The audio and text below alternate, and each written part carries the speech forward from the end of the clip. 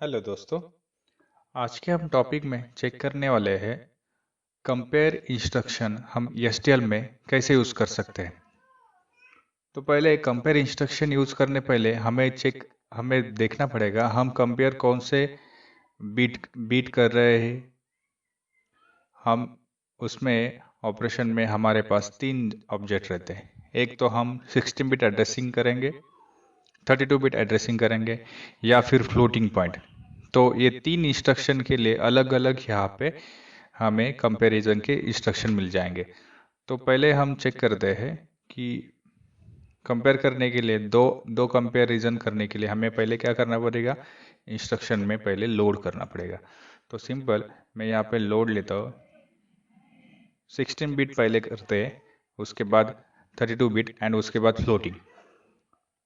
तो bit addressing जो रहता 16 बिट रहता है वो हमें वर्ड एड्रेसिंग में हम यूज़ कर सकते हैं, जिसके लिए हम दो लोड इंस्ट्रक्शन यूज़ कर रहा हूँ 102। एंड इसको कंपेयर करने के लिए मेरे पास अगर लेस दैन ग्रेटर दैन जो भी करना है, मैं सपोज ग्रेटर दैन लेता हूँ। ग्रेटर दैन आई इंस्ट्रक्शन हम यूज़ कर सकते हैं 16 बिट एड्रेसिंग में। ओके, और इसको हमें आउटपुट भी चेक करना है, तो मैं आउटपुट लेता हूँ एक। ठीक है, तो ये हम यहाँ पे लिया। अब ये हमें सिमुलेटर से रन करने के लिए हमें यूज़ क्या करना पड़ेगा, एम बिट लेने पड़ेंगे। ठीक है, तो हमें पहले लेना पड़ेगा MW 10 100। ओके, तो ये आ गया। दूसरा ये लेना है हमें MW 102। ठीक है, एंड हमें लेना है 19 जो भी हमारा, जिसमें हमें आउटपुट यहाँ पे मिल जाएगा। ठीक है, मैं अभी इसको लोड करता हूँ।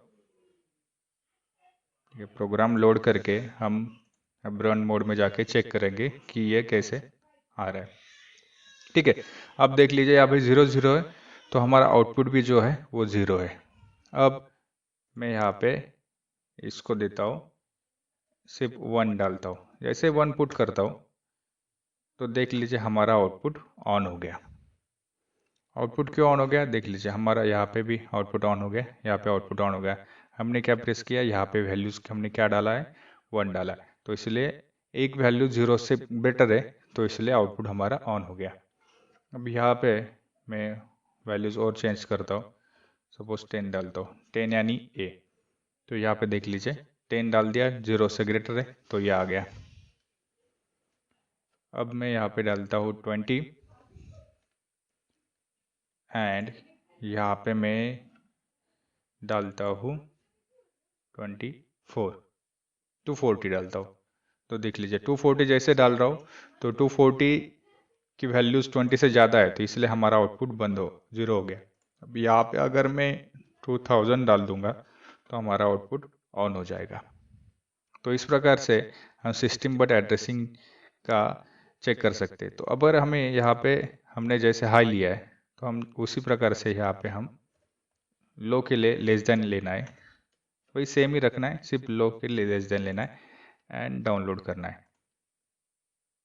देख लीजिए अब जैसे डाउनलोड कर रहा हूँ तो 2240 से हायर है, तो इसलिए हमारा आउटपुट बंद है। अभी हम अगर यहाँ पे 200 कर देंगे एंड एंटर करेंगे तो देख लीजिए हमारा वैल्यू हाई हो गया। ठीक है, इस प्रकार से हम लेस देन इंस्ट्रक्शन भी चेक कर सकते हैं। अभी इक्वल टू इंस्ट्रक्शन चेक करने के लिए हम क्या करेंगे, सिंपल है, यहाँ पे सिर्फ डबल करना है। ओके, एंड इसको हम डाउनलोड कर देंगे। अब ये रन करते हैं, रन करने के बाद 240 अगर हमारा है और ये भी हमारा 240 है, दोनों इक्वल हो जाएंगे तभी हमारा आउटपुट ऑन हो जाएगा। अगर यहाँ पे कोई भी चेंज हो गया, आउटपुट हमारा बंद हो गया। इस प्रकार से हम 16 बिट एड्रेसिंग यूज़ कर सकते हैं। अगर हमें इसको 32 बिट एड्रेसिंग में करना है तो क्या करेंगे, 32 बिट एड्रेसिंग के लिए हमें क्या करना पड़ेगा, हमें यूज़ करना पड़ेगा MD। ओके, क्योंकि MD यानी 32 बिट्स होते हैं, तो 32 बिट्स के लिए MD यूज़ करना पड़ेगा। और यहाँ पे एड्रेस हमें चेंज करना पड़ेगा 100, दूसरा एड्रेस रहेगा 104। आप एड्रेसिंग कंसेप्ट CMS के प्रोग्रामिंग में यहाँ पे आई बटन में आपको दिख जाएगा, वहाँ से आप वीडियो चेक कर सकते हो कि एड्रेसिंग कैसे रहता है। और यहाँ पे आई की जगह पे हमें यूज़ करना पड़ेगा, ओके, यहाँ पे आई की जगह पे हमें यूज़ करना पड़ेगा डी।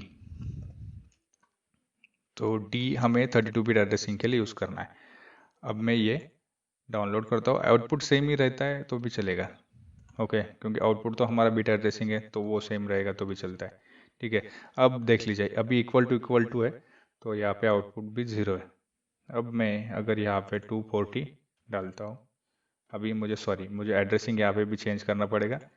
यहाँ पे डालना पड़ेगा MD 100 एंड यहाँ पे डालना पड़ेगा MD 104, ठीक है। अब मैं यहाँ पे डालता हूँ 100, ओके, एंड यहाँ पे भी 100 पुट करता हूँ। देख लीजिए हमारा आउटपुट ऑन हो गया। यहाँ से भी दिखा सकता हूँ आपको मैं, ओके, 100 है तो हमारा आउटपुट ऑन है। अब मैं यहाँ पे सिंपल आपको दिखाता हूँ, अगर यहाँ पे भी 1 है, आउटपुट देख लीजिए बंद हो गया। यहाँ पे भी 1 है, ओके, 1 है, यहाँ पे भी 1 है तो हमारा आउटपुट 1 हो गया। अब आपको तो पता है less than greater than instruction use करके हम ये चेक कर सकते हैं कि अलग अलग इंस्ट्रक्शन। तो मैं सिंपल और एक इंस्ट्रक्शन यहाँ पे आपको दिखाता हूँ। मैं करता हूँ greater than and equal to. हमने ग्रेटर दैन देखा था, अभी greater than equal to instruction देखते हैं कि वो वर्क कैसे करती है। सॉरी,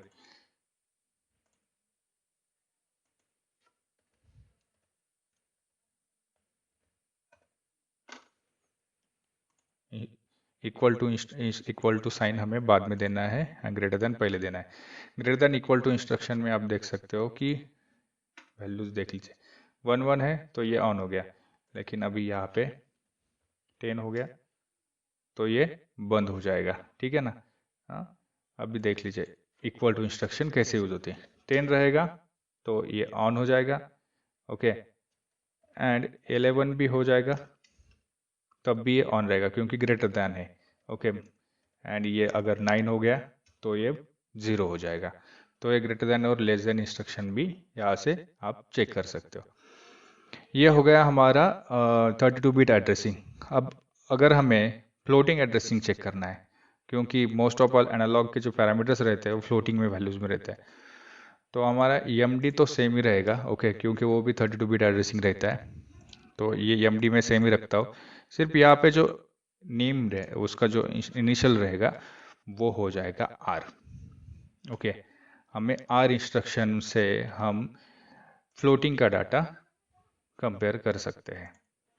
तो फ्लोटिंग के लिए मुझे यहाँ पे भी फ्लोटिंग का एड्रेसिंग आपको डालने के लिए मैं जस्ट सिंपल यहाँ पे क्या करता हूँ, यहाँ से ही एड्रेस में पुट ऑन करता हूँ।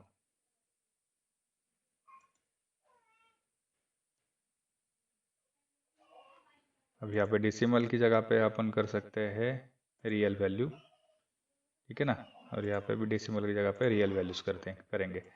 एंड यहाँ पे मैं वैल्यू डालता हूँ 1.1, ओके, एंड यहाँ पे वैल्यूज में डालता हूँ 1.2। तो 1.1 is much lesser than 1.2, okay. अगर मैं यहाँ पे 1.1 डालता हूँ तो देख लीजिए हमारा आउटपुट ऑन हो गया। अगर मैं यहाँ पे 1.0 करता हूँ तो भी देख लीजिए यहाँ पे आउटपुट ऑन है, क्योंकि हमारा 1 से 1.1 हायर है, 1.1, ठीक है। तो ये इंस्ट्रक्शन MD इंस्ट्रक्शन यूज़ करते हैं, मतलब सॉरी R इंस्ट्रक्शन यूज़ करके हम इसके भी जो भी पैरामीटर्स है वो चेक कर सकते हैं। तो इस प्रकार से STL प्रोग्रामिंग में कंपेयर इंस्ट्रक्शन यूज़ करके आप कंपैरिजन के जो भी फंक्शनलिटी है वो यूज़ कर सकते हैं। अगर वीडियो अच्छा लगा होगा तो लाइक कर लीजिए, अगर वीडियो अच्छा नहीं लगा हो तो डिसलाइक कीजिएगा, और एंड तक देखने के लिए थैंक यू।